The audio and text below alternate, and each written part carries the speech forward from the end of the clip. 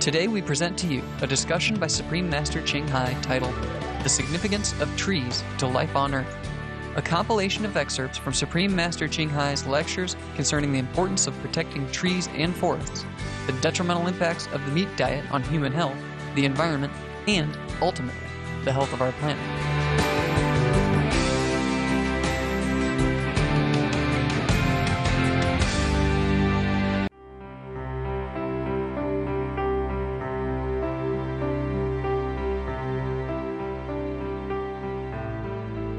How do you teach or guide your initiates in their relationship with the nature? Et comment enseignez-vous à vos disciples d'être en contact de votre relation avec la nature? We respect nature. Nous respectons la nature. We respect the environment. Nous respectons l'environnement. We don't destroy trees and forests and things and vegetation at random. Nous ne détruisons pas des forêts ou des arbres ou de la végétation comme ça au hasard. And in many of our centers, we plant trees, we plant flowers, we beautify the environment as much as we can. And because we love nature, we don't eat animals. Et parce que nous aimons la nature, nous ne mangeons pas d'animaux.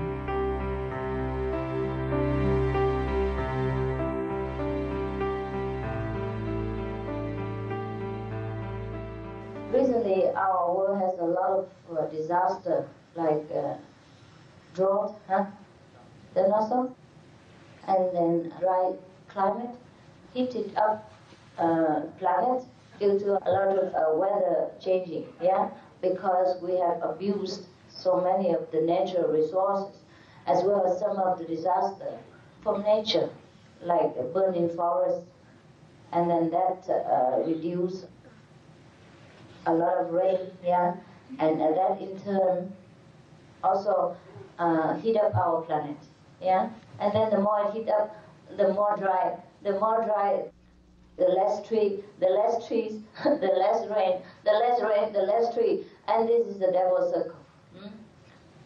And every corner of the earth affects the whole planet. You can know it. You know it very well because recently the fire in Indonesia, you know, affect the whole Singapore, no? Yes. And Malaysia and the neighboring, right? So actually, from these kind of natural lessons, we can tell that one person or one place of this planet will affect other part of our planet. Is that not so? Therefore, if you yourself, your heart, your mind, your speech, your action are pure, how much beneficial can it be to this planet? This is very logical. We have no need to argue or to demonstrate. For example, every place has its own atmosphere. Is that not so? Okay. So when you go into the funeral service or a hospital, you feel different from when you go into a church. Is that not so?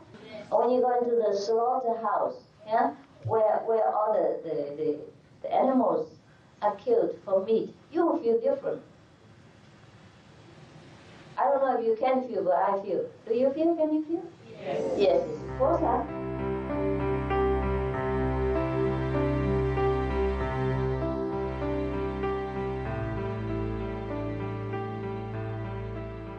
The thing about disasters is that they are largely caused by humans. Thus, humans are also able to reverse the conditions from which disasters are born. Then no need for the plants or the animals to warn us. But of course you can communicate to the animals or the plants if you want. But we have to calm our mind first. Our mind is too preoccupied, too crowded by problems, anxieties, and many other things, necessary or unnecessary. So we cannot hear the animals or the plants.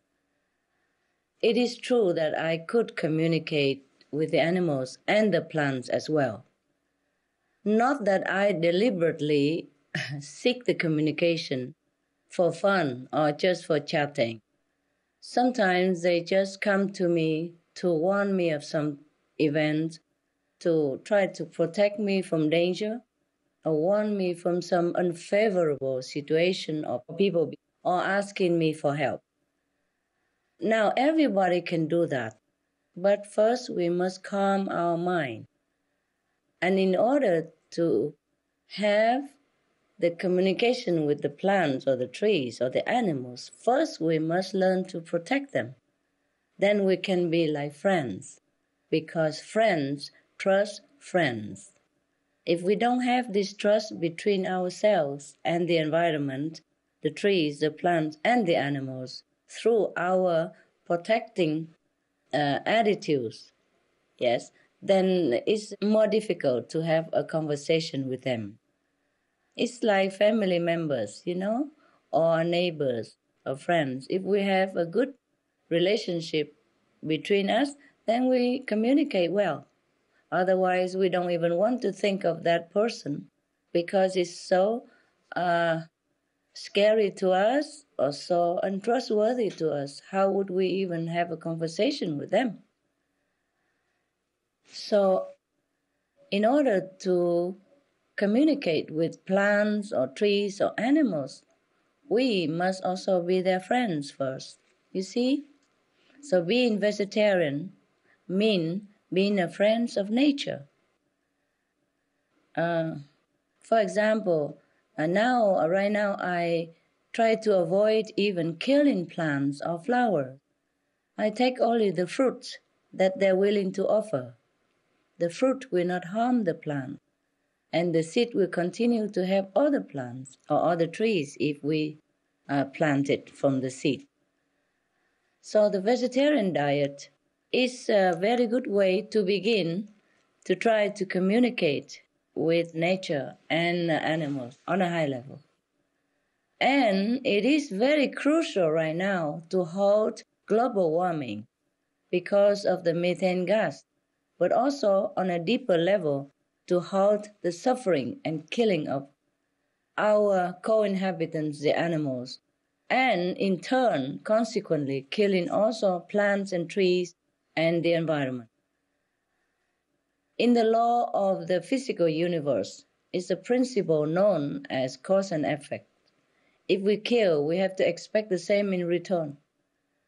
So all this slaughter, massacring of the animals has an effect on us, sometimes quicker, sometimes slower. The effect we're seeing right now are the disasters that happen around our planet. But since they are entirely avoidable, what we need to do is to focus on the real solution and take the reverse action, meaning be vegan, go green to save our planet.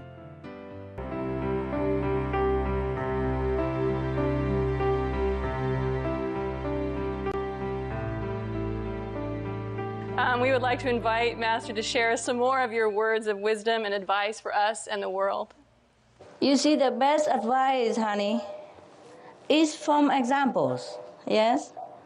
I think we have plenty of wisdom from Martians, from Martians, from what happened to them and what we discover telepathically, yes, as well as scientifically, yes, they have discovered that Mars is all barren and uninhabitable. But they also discovered that long ago there was water there. Water means life-supporting. So what have happened to all these bodies of waters? You see? That is a very, very important question for us. So from Mars we can learn to prevent, such disaster, that it might not ever happen to our planet. So my advice is just look to Mars and don't forget that we have a very beautiful home here for us and for our children. And for grandchildren, great-great-grandchildren, it's a beautiful place, physically speaking. And it has all conditions to sustain life. And it offers us so much fun, so much beauty, so much love. And even though it's a temporary home, but it's a very good home for practicing spiritually, for rekindle our wisdom within, and for practicing to be a higher, nobler being. So it's a nice place to sojourn for, as long as our time permits, at least to develop spiritually. Or if not, just enjoy it. Just enjoy the scenery, enjoy what we have here. We have exquisite flowers, yes. We have exotic birds. We have incredible animals. We have amazing trees, mountains, and great bodies of water, which sustain so much life and energies and nourishing all beings. And it's such a beautiful place. If we just walk out everywhere and look at the trees, imagine one day they're all gone. And smell the flowers quick before maybe they be gone soon. Touch the grass because maybe they'll be also gone soon. Imagine if all this beautiful scenery, vegetation, humans, animals, imagine if they're all gone. How would you feel? So we have to protect this beautiful place we call Earth, because this is the home of not just us, but many other species and the environment, beautiful flora and fauna. It's really an incredible place. It took trillions of years to manifest such a planet, and it takes many, many meritorious, virtuous deeds of human beings, or animals, or other beings alike, in order to garnish into this energy, in order to manifest such kind of planet like this. It's not a gift that you can buy and offer it to someone. It's not a toy that we can use it and discard tomorrow. It's not an item that if we have trillions of dollars, we can buy it. However much money we have, we cannot buy this planet. It's so exquisite, it's so special, so unique, so beautiful. Not every planet are as beautiful as our planet, even though we have more beautiful planets. But not all of them are as beautiful as our planet. So beautiful, like some planets are not as beautiful. Cold planets. Not all are as beautiful as this. I wish I can make everybody understand what I'm talking about. I wish I can wake them all up, and we just turn around, and that's it. We can save the planet. All we do is just be vegetarian. Nothing else is really important anymore. Just being vegetarian, you can save the planet overnight, just like that. And I wish everybody really listen. Okay, guys, thanks for your time, and thanks for all you are doing.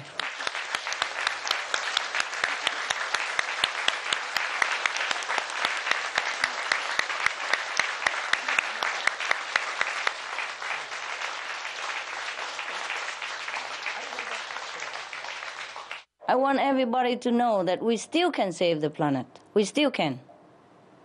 We still have some time. But we have to turn around quick, because we are going to the destructive direction right now. If we just turn around, then it's become constructive again, positive again. Very simple. If we don't head north, then we go in south, turn around and we go north, if that's where we want to go. I'm sorry I have no more bigger words or, impressive words or incredible sentences to conclude our meeting, or that I could impress people of the planet or convince them in any way. But I just hope they feel what I say is the truth and sincere. And I truly wish them to continue to have the planet and to save the planet for the future generations. Thank you, all of you. Keep up the good work. Thank you, Master.